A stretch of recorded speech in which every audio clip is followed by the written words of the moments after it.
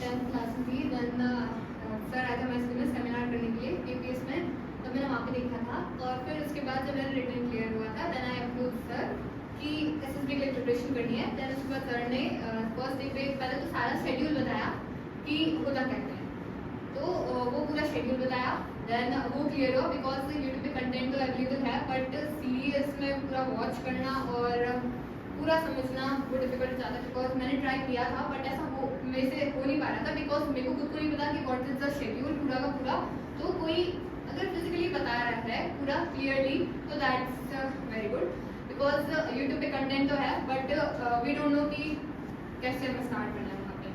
तो सबसे मेजर जो इशू आता है ऑनलाइन पे यही है कि हमें पता नहीं होता हमें स्टार्ट कैसे करना है, बट ऑफलाइन आने पे हमें ये पता होता है कि what is the total process और हमें एक स्टेप के बारे में थोड़ा नॉलेज बता सकती है। तो व्हेन आई अप्रोच सर तो पहले मॉक इंटरव्यू लिया सर ने, देन उसके बाद फिर स्टार्ट किया, क्लास स्टार्ट हुई एंड वहाँ पे सारा शेड्यूल बताया कि क्या शेड्यूल होता है पूरा का पूरा एंड सारे इंस्ट्रक्शंस जो होते हैं एसएसबी के लिए वो बताए। देन उसके बाद हमें स्क्रीन टेस्ट भी बताया एज मैंने बताया था वो OIR वाला जो कि बहुत ज़्यादा इंपॉर्टेंट है और उसके लिए प्रैक्टिस सेट भी दिए थे सर ने। उसके बाद फिर स्टोरी राइटिंग के लिए सर ने एक जो मेथड बताया था कि आपको उधर जो कैरेक्टर्स दिख रहे हैं ऐसा कभी कभी ऐसी पिक्चर्स चलाती हैं जिसमें कैरेक्टर्स नहीं होते बट मोस्टली जो पिक्चर्स होती है उसमें कैरेक्टर्स होते हैं। तो वहाँ से आपको अपना हीरो चूज करना है और उस कैरेक्टर को देखना है कि क्या एक्ट कर रहा है वो, क्या पॉसिबली एक्ट हो सकता है उसका। तो उसका एटीट्यूड देखना, एप्टीट्यूड देखना एंड अल्टीमेटली उसका एम डिसाइड हो जाएगा क्योंकि हमें उसे देख के पता चल रहा है कि उसने वो कैसे मतलब वहाँ पे करना क्या चाहता है, पहले तो ये पता होना चाहिए। फिर बाकी उसका एप्टीट्यूड देखो और फिर एम अल्टीमेटली डिसाइड हो जाएगा वहाँ पे क्योंकि हमें उस हीरो से सारे काम करवाना है। तो मोस्ट इम्पॉर्टेंट है कि उस पर फोकस करना है, उसका क्या एटीट्यूड है वो उसका एम डिसाइड करेगा।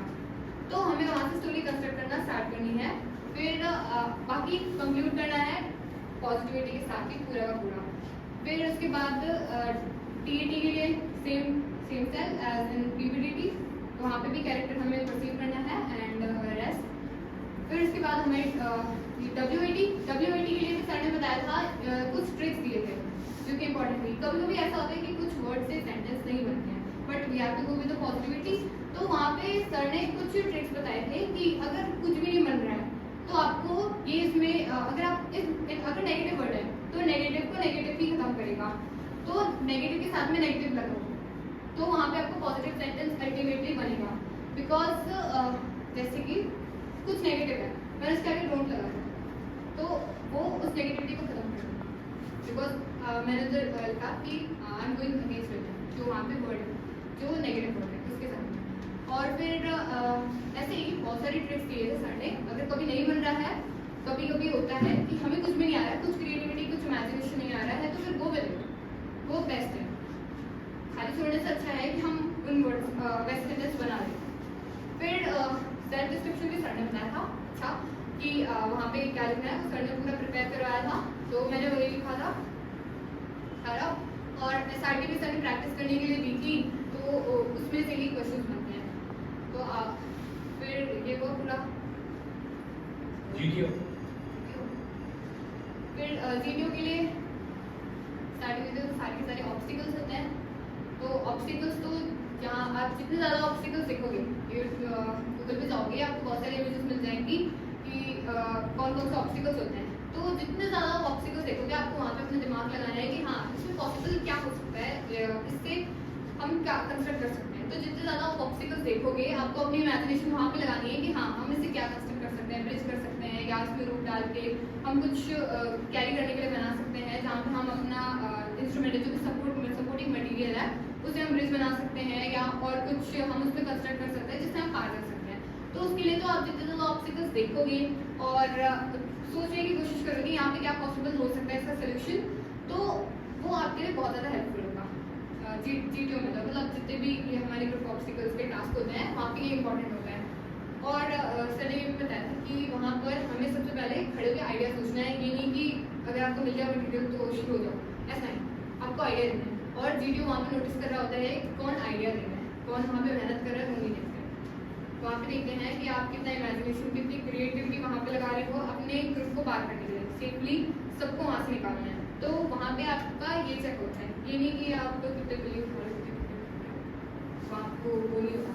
तो वहाँ पे आपको आइडियाज देने हैं, जो कि मोस्ट इम्पॉर्टेंट है, आइडियाज ही मैटर करते हैं वहाँ पे, और पूरे ग्रुप को साथ में लेके चलना है। फिर ग्रुप प्लानिंग एक्सरसाइज है, तो उसमें भी प्रैक्टिस ही है, तो उसमें भी प्रैक्टिस करोगे आप जितना ज़्यादा, वो आपके लिए हेल्पफुल रहेगा।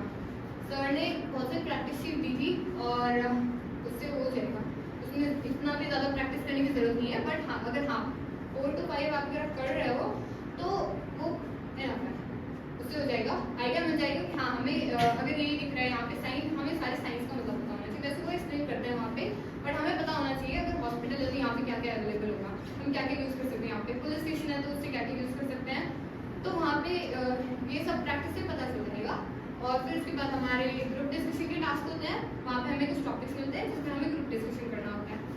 तो वहाँ पे भी सबको ओवरपावर नहीं करना, लेकिन अब तक इतने टाइम में होता है कि जितने हमारे रूममेट्स होते हैं उनके साथ हमारा अच्छा कॉपरेशन हो जाता है, तो वहाँ पे सब डिसाइड करते हैं कि करेंगे तो पूरा कॉपरेट करके करेंगे। स्क्रीनिंग वाले दिन जो ग्रुप डिस्कशन होता है, that's totally fish market, because वहाँ पे सबको स्क्रीनिंग होना है, यहाँ पे भी सबको रिकमेंड होना है, बट यहाँ पे सब कॉपरेशन के साथ चलते हैं और वो कॉपरेशन ही देखते हैं, और मोस्ट ऑफ टाइम में कॉपरेशन आ ही जाता है, वहाँ पे कुछ ऐसा नहीं होता।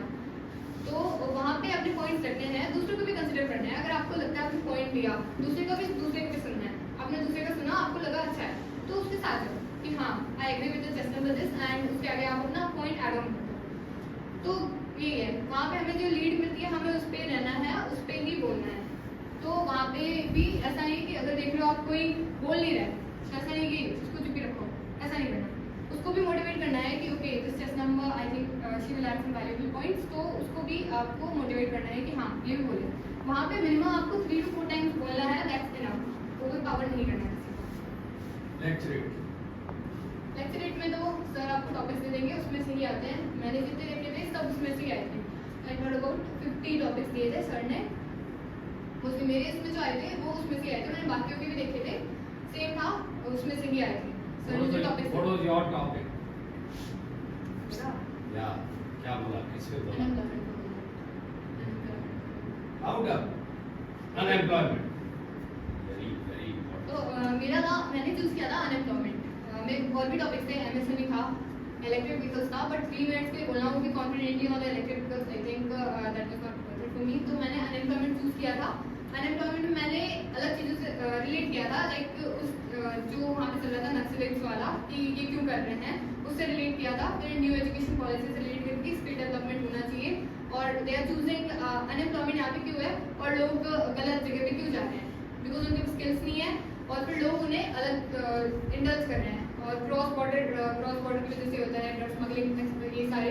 तो अनएम्प्लॉयमेंट इन सब चीज़ों की वजह से ही हो रही है, तो इन सब से रिलेट करके न्यू एजुकेशन पॉलिसी से साथ में गवर्नमेंट को क्या स्टेप लेने चाहिए और हमें एज ए सोसाइटी क्या लेना चाहिए, ये सारा मैंने क्लब करके ये पूरा से फिनिश किया था। Excellent. Now tell us something about your conference. Conference में मेरा वेटिंग टाइम था वो बहुत ज़्यादा था, तो डर तो लग रहा था कि उतर गए, पर फिर उसके बाद जब उन्होंने बुलाया तो उन्होंने मेरे से पूछा कि आपकी 12th और 11th कहाँ से हुई है, एंड देन आपने कोई शरारत की है 11th 12th में, ऐसा पूछा, एंड फिर आपका स्टे कैसा था, और इतना ही था, और हो गया था। किसी का भी हमारे वाला जो बैच था उसमें किसी का भी After your conference, how did you feel?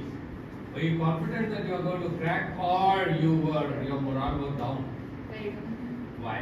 because interview अच्छी नहीं था। Interview. What was the portion of interview which you felt that it was not confident? मैंने एयरक्राफ्ट के बारे में बताया था, तो उन्होंने मेरे से स्पीड पूछी थी और मैंने बताई थी, फिर उन्होंने मेरे से क्वेश्चन भी उसे भी पूछ रहे हैं, एंड उन्होंने मेरे से स्पीड ऑफ साउंड पूछा, एंड उसके मैंने स्पीड ऑफ साउंड गलत पूछी, एंड वो भी मैं कॉन्फिडेंटली बोल रही थी कि हाँ यही है। फिर उन्होंने मेरे से पूछा अच्छा नॉर्थ साउथ में डिस्टेंस कितना है इंडिया में, तो वो मैंने बताया 324 किलोमीटर, उन्होंने बोला कितना टाइम लगेगा, तो मैंने वहाँ पे बोला था 343 किलोमीटर पर सेकेंड, मेरे को बिल्कुल आइडिया नहीं आ रहा था किलोमीटर नहीं लगेगा, वो मेरे को देख रहे हैं, अरे श्योर, लेकिन श्योर। फिर उन्होंने मुझसे पूछा अच्छा कितना डिस्टेंस है, मैंने बताया कितना टाइम लगेगा, जैसे अप्रॉक्सीमेटली 10 सेकेंड्स। फिर मेरे को डाउट हुआ कि मैं कुछ गलत बोल रही हूँ, हाँ, तो मैंने वही बोल दिया sorry sir. Any questions on challenges before our country, international issues? So how did that current affair question came up from the interviewing officer? हाँ वो डायरेक्टली पूछ लिया Newspaper or direct? हाँ हाँ याद है He must have asked you.